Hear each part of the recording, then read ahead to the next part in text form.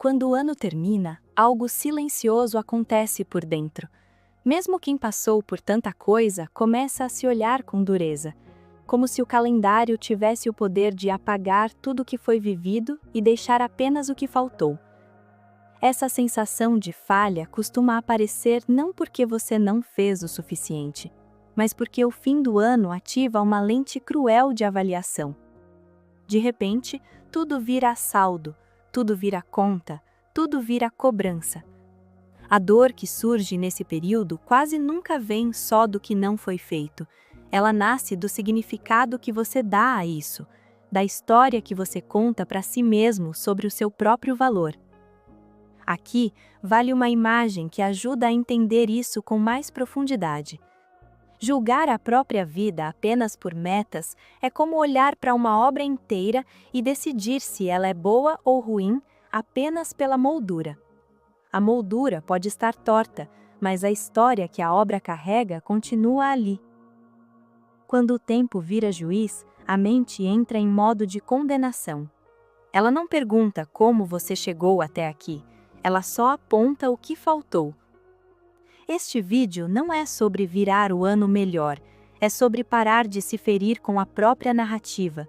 É sobre entender por que essa sensação aparece e como começar a reorganizar o sentido sem mentir para si, sem se violentar internamente. O fim do ano cria uma ilusão poderosa. A ideia de que 12 meses complexos podem ser resumidos em um único veredito interno: deu certo ou deu errado. A mente faz isso porque ela gosta de simplificar o que é difícil de sentir. Ela ignora processos, atravessamentos, dores invisíveis e passa a enxergar apenas resultados visíveis. Por isso, tantas pessoas sentem um vazio estranho nesse período, mesmo tendo feito muita coisa, mesmo tendo sustentado rotinas, relações, responsabilidades e crises. Existem pessoas que atravessaram o ano inteiro segurando a própria casa emocional em pé. Cuidaram de outros, sobreviveram a perdas, engoliram o choro muitas vezes, e ainda assim se sentem fracassadas porque não evoluíram como planejado.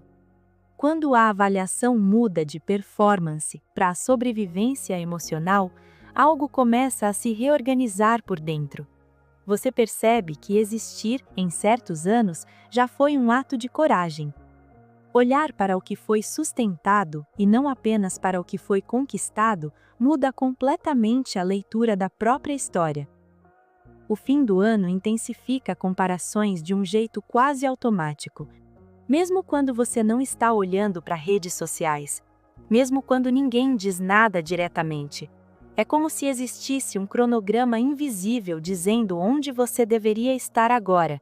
E quando você não se vê nesse lugar imaginário, algo se quebra por dentro.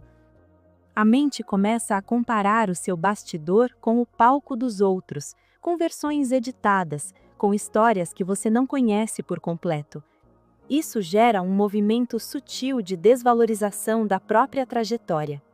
Nada parece suficiente, nada parece digno de reconhecimento. Muitas pessoas se sentem atrasadas sem saber exatamente em relação a quê. Só sabem que existe uma sensação constante de estar ficando para trás. Comparação não mede valor, ela só cria ruído emocional. Ela não revela a verdade sobre você, apenas ativa feridas antigas de inadequação. Quando você começa a perceber de onde vem esse padrão de cobrança, da família, da cultura, de experiências passadas, a comparação perde parte do poder. Ela deixa de ser uma sentença e passa a ser apenas um reflexo aprendido. Em muitos casos, o que dói no fim do ano não é fracasso, é luto.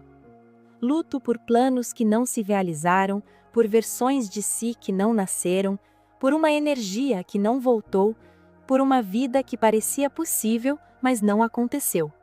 Quando esse luto não é reconhecido, ele se transforma em culpa, e a culpa machuca mais do que a perda em si. Existem adultos que passam anos se punindo sem perceber que estão, na verdade, de luto por si mesmos, pela pessoa que esperavam ser, pela história que imaginaram viver. Quando você consegue reconhecer o que não aconteceu sem se atacar, algo se acalma.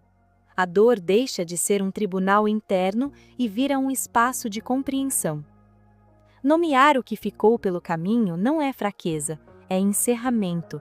É permitir que o ano termine sem deixar feridas abertas que sangram em silêncio. A mente tem uma tendência cruel: cobrar resultados sem considerar o peso que foi carregado. Ela olha para o que não foi feito, mas ignora o cansaço, ignora a dor, ignora os limites atravessados. Frases internas começam a surgir como se fossem verdades absolutas. Eu deveria ter feito mais. Outros conseguiram. Eu não fui suficiente. Quando o valor pessoal passa a ser medido por produtividade, qualquer pausa vira culpa, qualquer limite vira defeito. Há pessoas profundamente exaustas que se chamam de preguiçosas, pessoas emocionalmente drenadas que se acusam de falta de força de vontade. Quando o olhar muda e passa a considerar o contexto real da vida, algo se humaniza. A pergunta deixa de ser: por que eu não fiz mais? E passa a ser: o que eu consegui fazer apesar de tudo?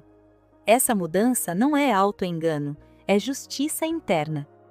Fechar o ano não exige que você se torne outra pessoa, exige apenas que você reorganize expectativas.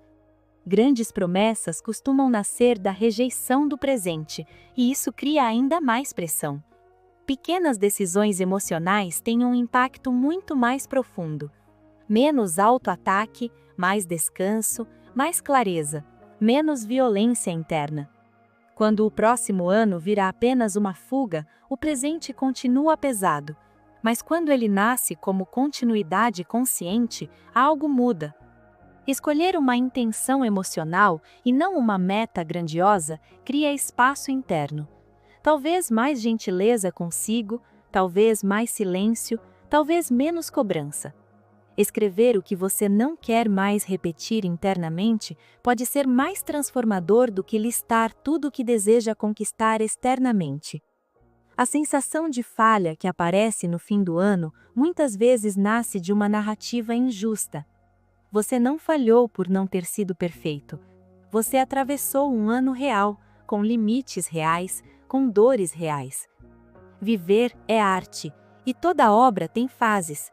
Algumas são de criação intensa, outras são de sustentação silenciosa. Encerrar o ano não precisa ser um julgamento, pode ser um gesto de compreensão. Talvez a pergunta mais honesta seja, não onde eu errei, mas o que esse ano tentou me ensinar sobre mim. Quando você se permite ouvir isso, o ano termina, mas você não se quebra por dentro.